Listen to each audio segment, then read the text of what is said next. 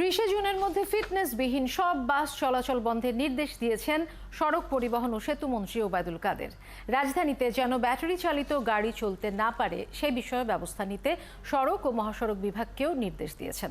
সেই সাথে ঢাকার বাইরে হেলমেটবিহীন মোটরবাইক চালকদের কাছে জ্বালানি তেল বিক্রির ও নির্দেশ দিয়েছেন মন্ত্রী। জেমসন মাহবুবের প্রতিবেদন।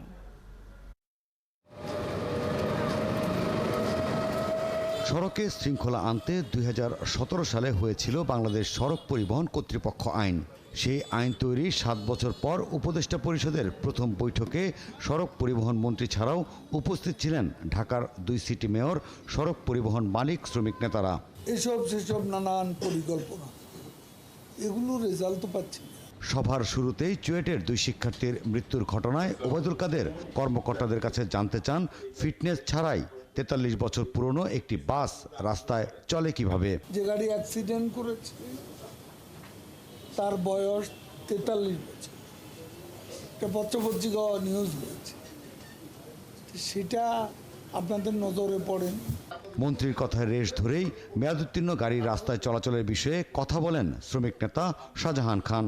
আপনার যদি মালিকরা স্টাফ না করে, আপনি একটা মেশিন দিয়ে অন্তত সেটা স্টাফ দিয়ে করে দেন, যাতে জাম্পিংয়ের সমস্যাটা আপনার থাকে। পরিবহন মালিক নেতা খন্দকার এনায়েতুল্লাহ বলেন, মেয়াদোত্তীর্ণ গাড়ির বন্ধে সরকারের যে কোনো উদ্যোগে মালিকরা পাশে থাকবে। এই যে স্টাফ বাস চলে কয়েক হাজার, স্টাফ বাসগুলোর মধ্যে মেয়াদ উত্তীর্ণ আছে, তারপরেও যদি থেকে থাকে আপনারা এদের বিরুদ্ধে ব্যবস্থা নেন, আমরা সহযোগিতা দেব। ঢাকার 2 মেয়র ব্যাটারি চালিত রিক্সা থেকে মুক্তি চান।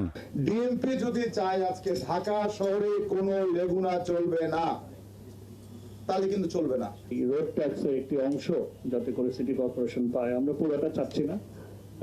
কর্তৃপক্ষ যেহেতু বিভিন্ন কাজ আছে, তাদেরও খরচ আছে। পরে সড়ক পরিবহন ও সেতুমন্ত্রী জানান, ঢাকার বাইরে হেলমেট ছাড়া কেউ তেল পাবে না, আর ঢাকায় চলবে না ব্যাটারি চালিত রিক্সা। No helmet no fuel, battery চালিত গাড়ি না চলে। এ ব্যাপারে শুধু নিষেধাজ্ঞা আরোপ নয়, এগুলো চলতে যাতে না পারে সে ব্যবস্থা করতে হবে।